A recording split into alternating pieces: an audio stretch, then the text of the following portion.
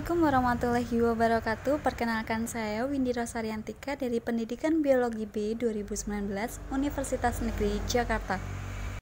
Nah, di sini saya akan membahas mengenai biolistrik. Yang pertama yaitu mengenai membran sel. Membran sel atau kata lain membran plasma adalah selaput yang terletak paling luar dan tersusun dari senyawa kimia lipoprotein, yang mana itu merupakan gabungan dari senyawa lemak dan senyawa protein, yang mana lemak ini bersifat hidrofobik, yaitu yang tidak bisa larut di dalam air. Sedangkan protein bersifat hidrofilik karena dia bisa larut di dalam air. Nah, oleh karena itu, membran sel atau membran plasma ini bersifat semi permeable atau biasa disebut dengan selective permeable. Nah, di dalam gambar bisa kita lihat bahwa tersebut sel membran terdiri dari internal protein dan peripheral protein, yang mana beberapa unsur dari sel membran ini adalah protein dan lemak. Selanjutnya yaitu mengenai potensial membran, yaitu beda potensial elektrik antara dinding sel luar dan sebelah dalam dari suatu membran sel yang berkisar dari sekitar min 50 hingga min 200 mV, yang mana tanda minus menunjukkan bahwa di dalam sel bersifat negatif dibandingkan di luar sel. Nah, semua sel hidup memiliki potensial membran yang ditandai oleh sedikit kelebihan muatan positif di sebelah luar sel dan sedikit kelebihan muatan negatif di dalam sel itu sendiri. Nah, adapun di dalam tubuh, ion-ion yang terutama berperan menimbulkan potensial membran yaitu Na+, K+, dan amin, yaitu yang merupakan protein intrasel yang bermuatan negatif. Nah, potensi membran disebabkan oleh perbedaan komposisi ionik dalam cairan intrasel dan ekstrasel.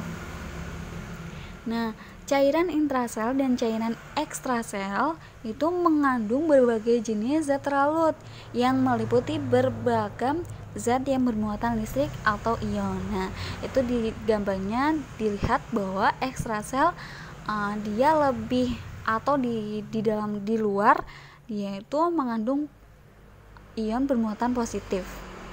Sedangkan di intrasel itu lebih berpengaruh bermuatan ion yang negatif.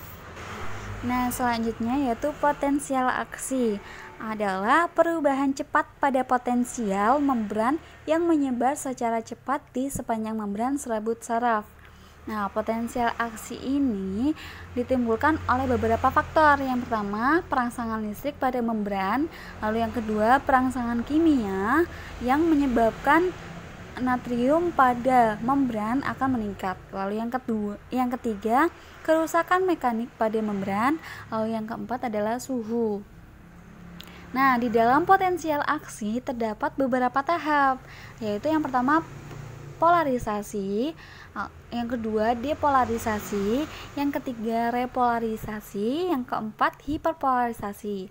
Nah, di gambar kita bisa menjelaskan bahwa pada posisi threshold itu akan tidak adanya sebuah rangsangan sehingga dia lurus grafiknya.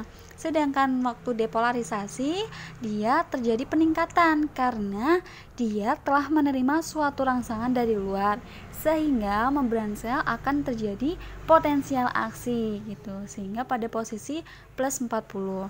Lalu ketika sudah selesai melakukan tahap depolarisasi, maka dia akan melakukan tahap repolarisasi. Nah, di dalam tahap repolarisasi ini maka membran sel akan beristirahat kembali sebagaimana pada tahap polarisasi. Lalu hiperpolarisasi itu yang terakhir.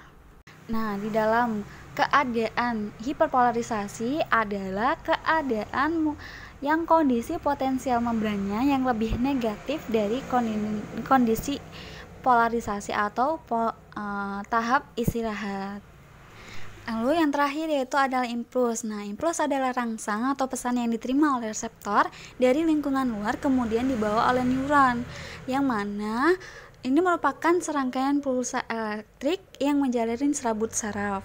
Nah, adapun mekanisme penghantaran impuls saraf itu ada dua, penghantaran impuls saraf melalui membrana plasma, lalu yang kedua penghantaran impuls melalui sinapsis. Nah, jadi nggak heran nih kalau seandainya kulit kita merasakan suatu rangsangan atau mendapatkan suatu rangsangan, maka sel saraf sensorik akan menerimanya dan menuliskannya pada sel saraf motorik sehingga terjadi suatu aktivitas atau refleks. Itu.